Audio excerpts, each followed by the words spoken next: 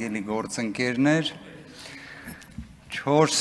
տարի առաջ էր, որ այս ամբիոնից ելույթ է ունեցել, երևի թե մի այդքան ժամանակահատված անցել է։ Գիտեք, այս 4 տարիների ընթացքում Արցախը հայաթափվել է, Հայաստանի Հանրապետության ինքնիշխան տարածքում կա օկուպացիա, գտնվում ենք աշխարհաքաղաքական չափազանց բարդ իրավիճակում, ունենք սոցիալ-տնտեսական մարտահրավերներ, բայց այս ամենը ինչի համար եմ ասում։ Ասում եմ ոչ թե նրա համար, որ մեզանից յուրաքանչյուրը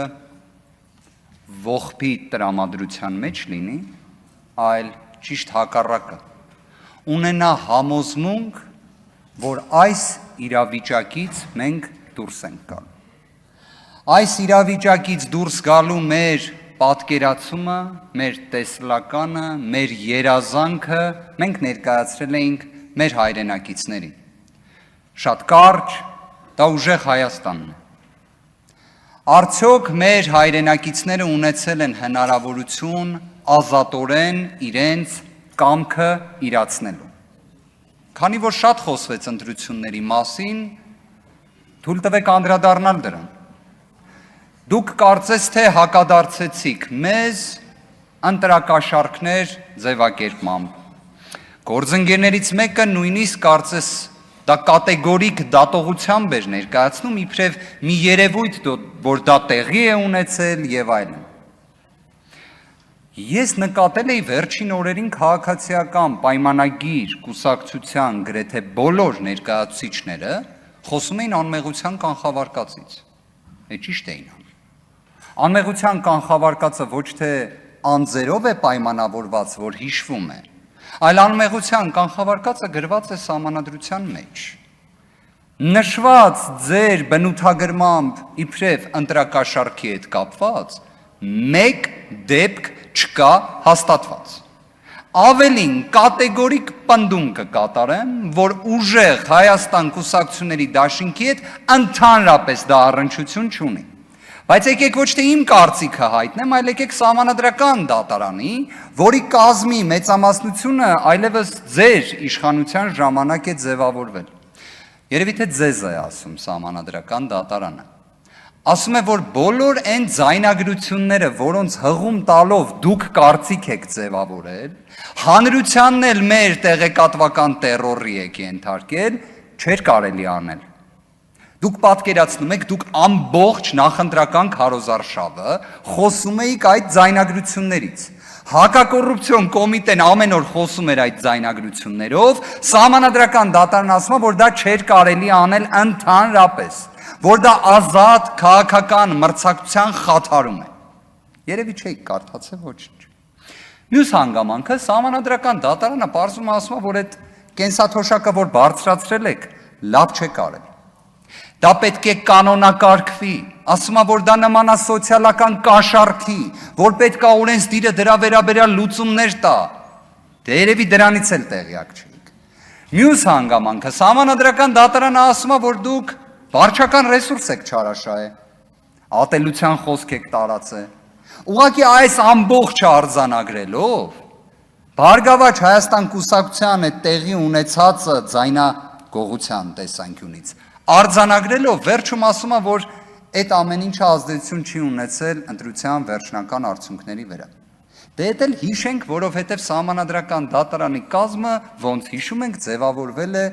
այլևս ձեր իշխանության պաշտոնավարման ժամանակ։ Իդեպ ակնկալել անկախության այդքան բարձր աստիճան, կարծում եմ կլինի միամտություն, բայց մի բան էլ ասեմ, դուք շատ խոսում եք եվրոպական արժեքների մասին։ Կարող եք օրինակ եվրոպական մեկ երկրի օրինակ բերել, որտեղ կենտրոնական ընտրական հանձնաժողովի նախագահը նախքան մեղմ ասած պատասխանատու ընտրությունների օրը, այսինքն մի հատ ժամանակագրային ինչ որ հատված վերցնենք, ներկայացնողը լինի կոնկրետ քաղաքական ուժի էլ առաջնորդի օգնականը լինի։ Իդեպ ես հիշում եմ 8-րդ գումարման ազգային ժողովում ես պատգամավոր եմ եղել, Վահագ Հովակիմյանն էլ էր պատգամավոր։ Եթե չեմ սխալվում, այստեղ էր նստում։ Բայց հետո գնաց կենտրոնական ընտրական հանձնաժողովում նստեց, սկսեց հաշվարկ անել, ոնց որ պատկերը բոլորս տեսանք, թե այդ հաշվարկը ինչ էր։ Մյուս հանգամանքը, կարծես Ռուբեն Ռուբինյանը նշեց, որ հայ հասարակության կողմից կատարած ընտրության հետ պետք է հաշտվել։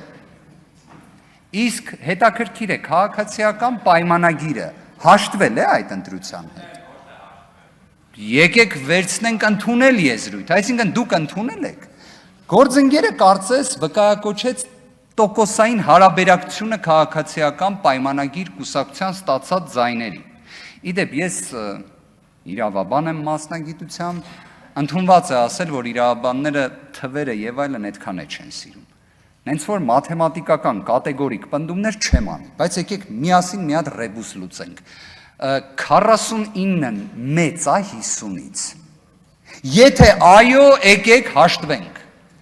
թե ընդունենք։ Հիմա ուզում եմ հասկանամ, ոնց որ եթե 50%-ից ավելին հայ հասարակության չի ընտրել ձեզ, դուք իշխանություն եք ձևավորել ձայների փոշիացման միջոցով, ավելին հունիսի 7-ի գիշերը, երբ ձեր առաջնորդը հայտարարեց, որ դուք հաղթել եք ընտրություններում, տոկոսը չէր կարում ասել։ Բնական է, որ տոկոսը չէր կարա ասել, կամ կարար եւ ասել, եթե մի քիչ ավել էլ սպասեր պարոն Վահագն Հովակիմյանին։ Տեսեք, գործընկերներ, ձայների փոշիացման համակարգը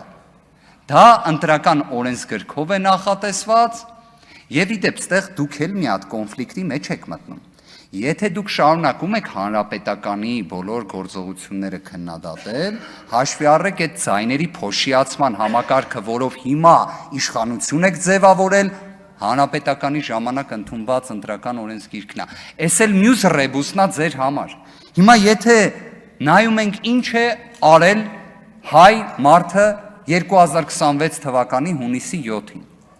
Մի կողմից չի տվել ձեզ սահմանադրական մեծամասնություն։ Մյուս կողմից համոզված եղեք, եթե չլինեին վարչական ռեսուրսի չարաշահումը, ատելության խոսքը, սոցիալական կաշառքը ըստ սահմանադրական դատարանի որոշման, պարզ է չէ, որ պատկերը լինելու էր այլ։ Այս ամբողջի համակցությունից ելնելով, ասում ենք, որ կա լեգիտիմության խնդիր։ Լեգիտիմության խնդիրն էլ ինչպես է հաղթահարվում։ Ժողովրդի կողմից։ Ժողովրդի։ Իդեպ այս ազգային ժողովը ոչ թե ուժեր լինի քաղաքացիական պայմանագիր, լինի մեր թիմը կամ Հայաստան խմբակցությունը, ոչ թե ուժերին ներկայացնելու մասին է, այլ հայ ժողովրդին ներկայացնելու մասին է։ Հայ ժողովրդին։ Այն, որ այս ամբիոնը պետք է ծառայի հայ մարդու շահերի սպասարկմանը,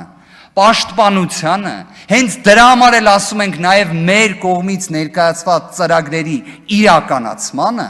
եւ հետեւողականորեն Հայաստանում լեգիտիմության դեֆիցիտի հաղթահարմանը,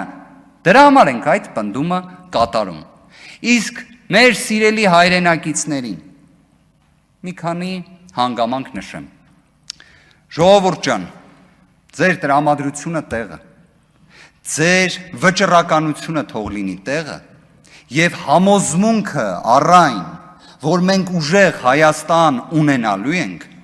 մեկ վայրկյան չկասկածեք, Աստված պահապան։